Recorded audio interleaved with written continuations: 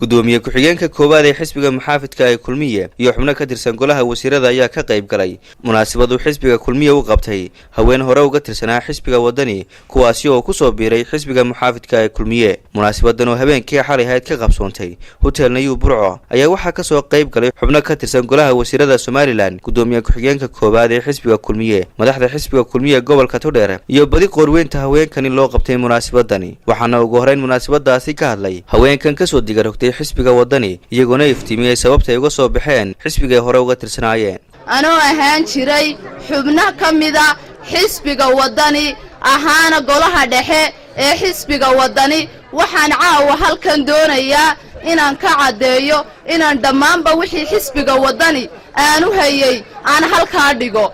wuxuu noqday xisbiga wadani xisbi qabyaaladeed oo u afduuban qabyaalad. waxaan ogaaday inaanu haba yaraatee dhallinyarada, haweenka, waxgaradka, dhammaanba bulshada Somaliland wax alliya wuxuu u hayaa aanay jirin. aynu kala dooranno mustaqbalkeena iyo mustaqbalka carruurteena.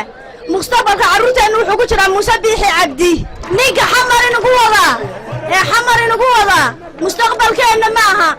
waxaan u adkaysan waayeen uga soo baxay lagaado ay saadarteed ayaan ugu soo digrawnay xisbiga kulmiye.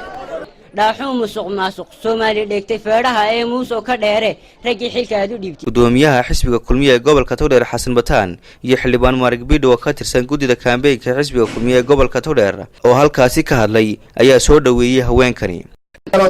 inuu yahay xisbi xaakimku ka mustaqbalka wadanka iyo mustaqbalka dhalinyarada iyo talada wadankaba gacanta ku haya oo aad soo digarogateen. annaguna aad iyo aad baanu idinku soo dhaweynaynaa. aad iyo aad waxaan u soo dhaweynayaa dhalinyarada ee ka soo digarogtay xisbiga wadani. allahay soo dhawaada dhammaantiin ku soo dhawaada xisbiga kulmiye waa xisbi alla kala. wasiirka wasaaradda warfaafinta Somaliland, wasiiru dowlaha wasaaradda maaliyadda, wasiiru dowlaha wasaaradda caafimaadka iyo gudoomiye ku-xigeenka koowaad ee xisbiga kulmiye Maxamed Kaahin Axmed oo munaasabadaasi gabagabadii ka hadlay ayaa gacmo furan ku soo dhaweeyay taageerayaashan ku soo biiray xisbiga muxaafidka ee kulmiye.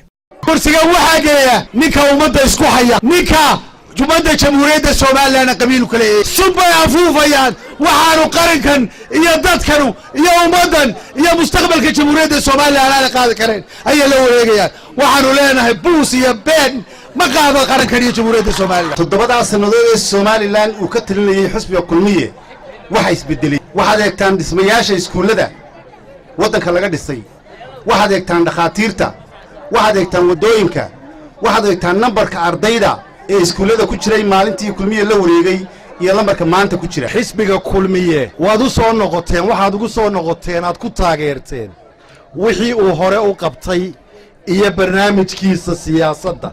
xisbiga kulmiye xuquuq kasta oo qof kasta oo kulmiye uu leeyahay inay idinkuna caawa saacadan laga bilaabo aad leedihiin oo mid idinka soo horreeyey aanu idinka xaqiiq badnayn oo xisbiga kulmiyena dhaqan u leeyahay cid kastoo xisbigan isugu timaada. Shaafici Maxamed Ibraahim, telefishinka caalamiga ee Somali Cable, magaalada Burco ee xarunta gobolka Togdheer.